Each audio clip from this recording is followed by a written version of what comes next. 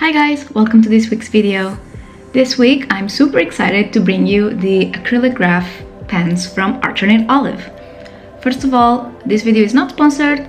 Archer and Olive just sent me these pens to play with them. They did not tell me to do this video.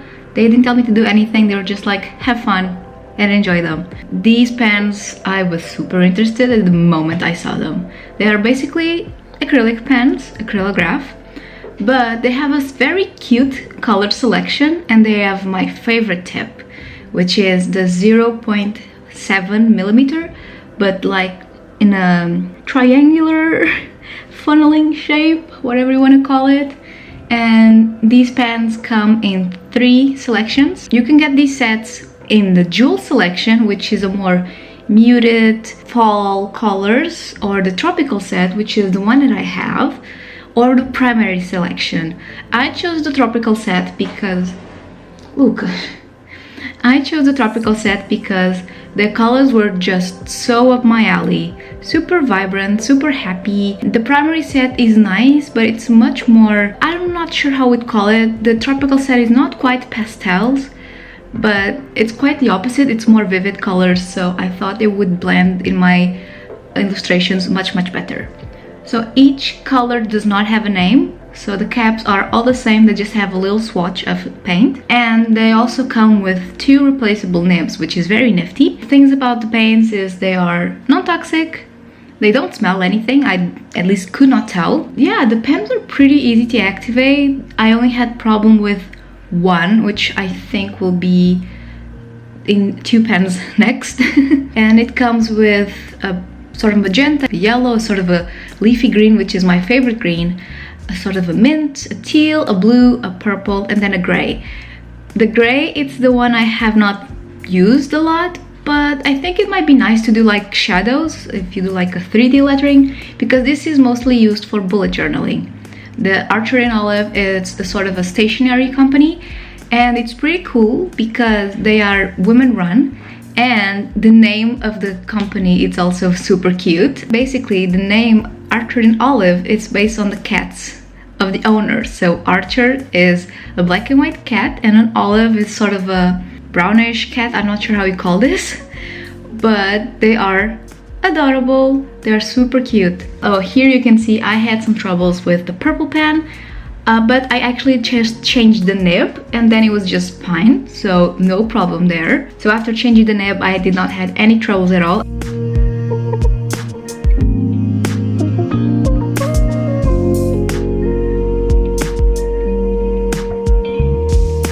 And then here's the gray. It's a super soft gray, so I imagine it could be fine to just, like I said, if you do a lettering. Oh gosh, I'm sorry, my cat is going bananas today. Come here. She just wants to play all over. Here I was trying to see if the yellow layered well, and it did, so far I'm loving this. They also come with a blending palette, because there's a pen that's empty basically with nothing in it, and you can just use that blending palette to mix the colors and create your own custom color. I didn't do that many times because I actually found it a hassle. It's cool, but I don't know, I did it a few times. It's okay, but it's not quite my thing. I think I much prefer just use them. There's tons of instructions in the box, so if you're curious, you can just pause it and read it on.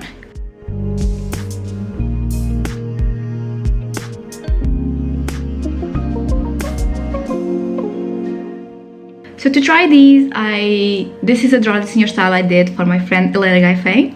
So I just had a little bit of the process. I'm going to focus this video on the pens itself, so I kind of skipped it around, but I used my Jello Mission Gold, and I'm still in love with them so much. I just love these paints so much. They have been absolutely light to use, and I actually even had a friend come over the other day, and she had never heard of them, and she was instantly asking me like, so where did you get them? She was hooked, and I'm glad to just introduce my Jello to people's lives, because that's why I'm here. This Draw This in Your Style was super fun actually. I was just going with it, but it was actually a great time. And yeah, I really like using these pens. They layer super well. I have no trouble just using them. They're very easy to pump as well. And I really like the color selection. I would love to also try the jewel tones because they have some very muted cool colors. Like they have like mustardy, a deep blue, a muted pink, and those colors are just calling to me. So I think I might just buy them in the future, those pens, because they're so cool. One thing I was talking to the PR agent is that they are thinking of carrying singles. So you won't have to buy a pack, which is around $32 each pack, so for all the pens. So in that case, they are trying to carry singles, so you can even eventually create your own collection, your own colors. So I'm super excited about that. If they do that in the future, I am totally there.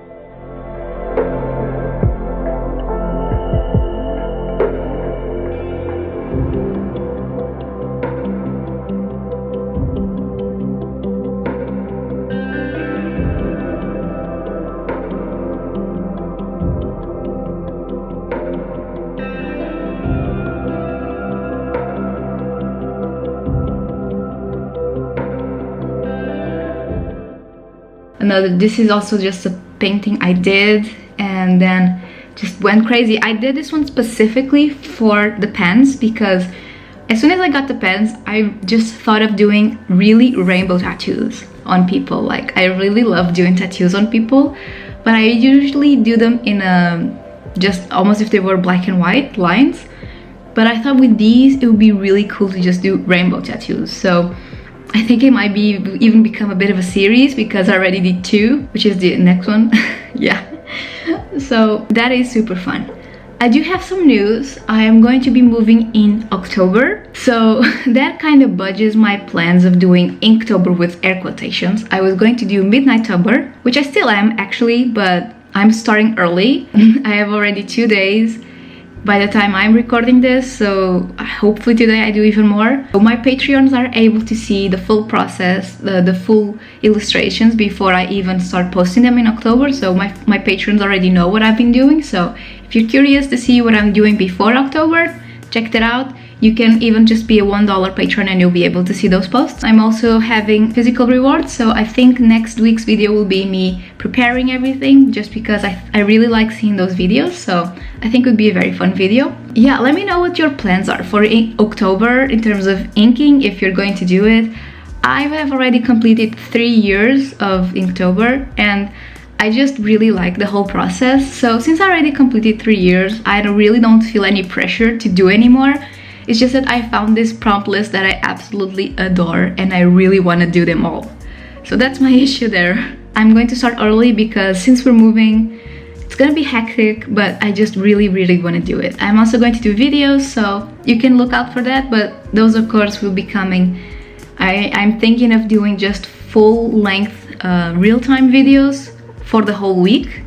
Like, I don't have the time to do a video per day. I don't have the time to edit on the same day, so I have to just film everything and then on one week I'll post everything I did.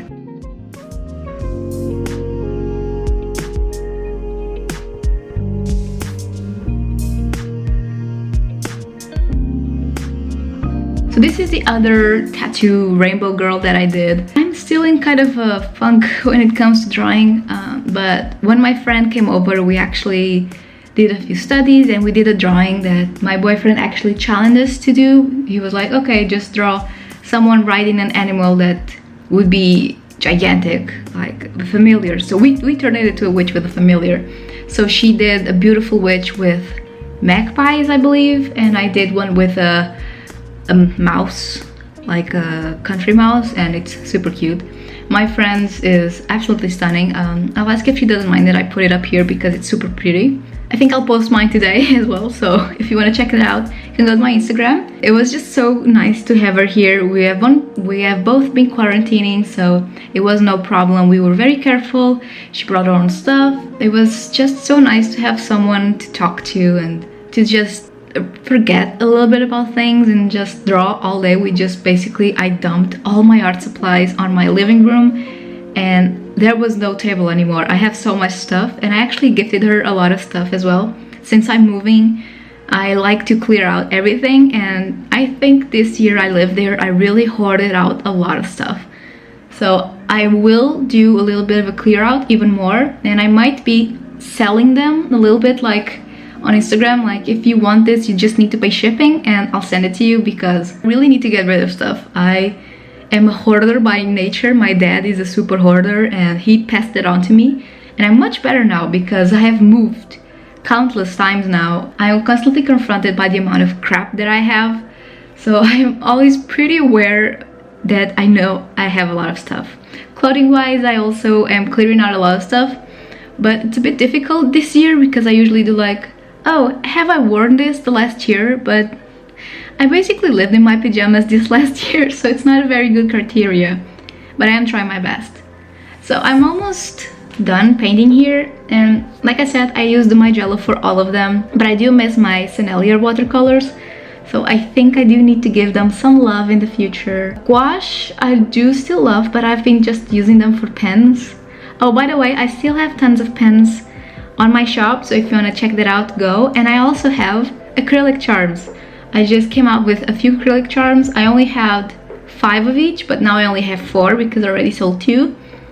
So if you want to check this out, please go on my shop. I have done a few updates this last month, and I might actually do a big update with just originals, since I kind of need a bit of help moving, and also to just clear out some space. So I think I'm going to do just a huge sale with originals. So if you are interested, keep on the lookout for that.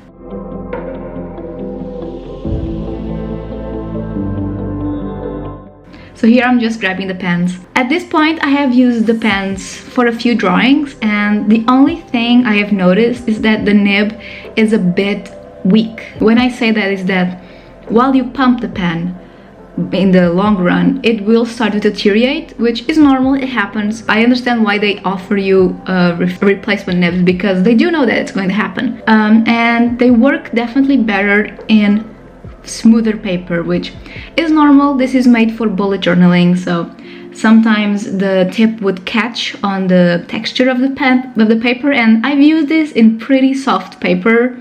This is the XL Canson Media paper watercolor cold press, which has barely any texture comparing to, for example, the Archer. So this has barely any texture and it still catches a little bit. Just a note, nothing super negative, but something I thought about and that I found. But other than that, I absolutely love the color selection. The gray, like I said, is the only one that I didn't use a lot, but I am actually going to do my October spread this week, probably today maybe, on my bullet journal. Yes, I started bullet journaling last month and I just didn't film that because it's just a mess. So it's just for me, it's just a little moment for me. Unless you guys really wanted to, one day I'll do a video, let me know. So this is pretty much the video. Thank you so much for being here and for watching. Check out Archer and Olive. I am just super happy with these pens, so you might find them interesting. They also have bullet journals and all that good stuff for stationery. Please check out my Instagram, shop, Skillshare, Patreon as well, all that good stuff. I also have a TikTok if you want to check it out. I am all around the place. Thank you so much for watching, and I'll see you in my next video. Bye!